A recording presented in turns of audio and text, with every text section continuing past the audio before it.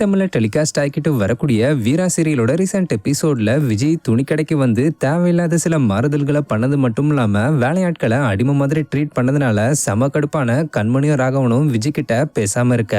அதே நேரத்துல விஜய் ராமச்சந்திரனுக்கு புத்திர சொகத்தை கொடுக்கணும், அதுக்கு அவருடைய ஒரு பையனை போட்டு தள்ளணும்னு சொல்லி பிளான் பண்ணிக்கிட்டு இருக்காங்க.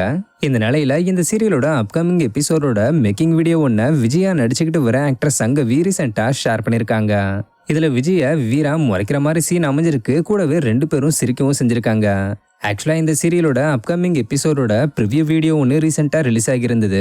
அதுல விஜய் ராகவனையும் கண்மணியும் லாரி அடிச்சு கொள்ள பிளான் பண்ணி அடியாளுக்கு ஆர்டர் போட, பட் அதுல கண்மணி தப்பிச்சு ராகவனுக்கு மட்டும் ஆக்சிடென்ட் ஆன மாதிரி காட்டியிருந்தாங்க.